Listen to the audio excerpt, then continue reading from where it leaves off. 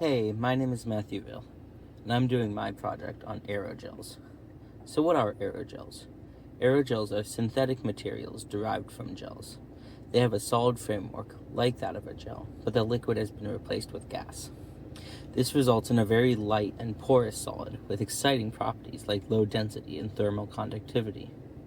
The solid structure of an aerogel can be made from a variety of materials, some of the most common of which are silicon, carbon, and metal oxides. This structure is full of many pores that can vary in size from 1 to 100 nanometers and allow the gas to move freely throughout the structure. Because of the large number of pores, aerogels are typically greater than 95% air by volume, and the lightest aerogels can have a density that is only 15 times as much as air. How are these amazing solids made? First, you must form the gel. The gel can be made from a variety of different materials. One of the most commonly used gels are silica gels. These use the reaction of a silica alkoxide with water in an alcohol solvent, forming a silica oxide polymer that makes up the solid structure of the gel. After the gel is formed, the liquid in the gel must be removed and replaced with a gas. This is done through supercritical drying. If the liquid were just evaporated normally, the capillary forces from the evaporative process would damage the solid structure and cause shrinking. To avoid this, the liquid solvent is heated up and pressurized past its critical point, where the distinction between gas and liquid disappears.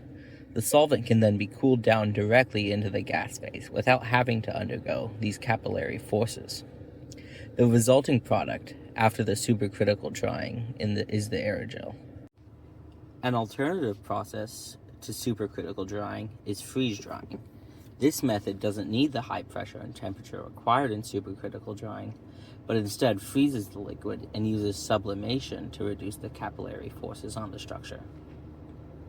The structure of an aerogel is made up of long polymer chains that are interconnected, forming a skeletal-like structure. The bonds in these polymers vary, but one of the more common bonds of a silica-based aerogel is a siloxane bridge. That is, two silicon atoms bonded to an oxygen atom. These long chains of atoms make up the entirety of an aerogel structure, giving it its properties like low density and thermal resistance. Because of its structure, it can be pretty fragile, however, only being able to support up to 2,000 times its own weight. This may seem large, but with densities getting as low as 0.02 grams per centimeter cubed, it can be quite easy to reach forces that large. This model shows a polymer of a silicon-based aerogel. The gray atoms are silicon and the red ones are oxygen. You can see the siloxane bridges between the silicon atoms. The white atoms could be hydrogen methyl groups or even other silicon atoms.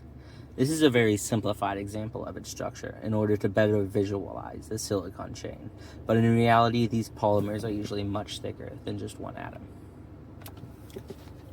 Like I mentioned a few times, aerogels have many extreme properties.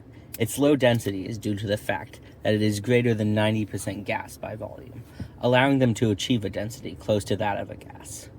They also have the lowest thermal resistance of our material, at 0.016 watts per meter Kelvin, due to limiting convection and conduction. They limit convection because the solid structure of the aerogel limits the movements of the gas in the aerogel, and conduction is limited because gas, which makes up a large part of the aerogel, is a poor thermal conductor. These two things added together give aerogel a very small thermal conductivity. The picture on the right shows off the low thermal conductivity of aerogels, with the aerogel protecting the flower from the Bunsen burner flame. Aerogels also boast the lowest speed of sound of any material at 70 meters per second. This comes out to around 155 miles per hour. The large volume of gas and porous structures work together to achieve this. Finally, they have one of the lowest optical refraction indices at 1.002, close to that of air. Because of their unique properties, aerogels have been tested for lots of different uses. One of the most common uses is thermal insulators. Their low weight and low thermal conductivity allow them to be used in all sorts of different circumstances. NASA has used aerogels in their spacesuits as thermal insulators, as well as on their rovers. The U.S. Navy has also used aerogels as insulators for their diving suits. It's also been used as an insulating in buildings and electric vehicles.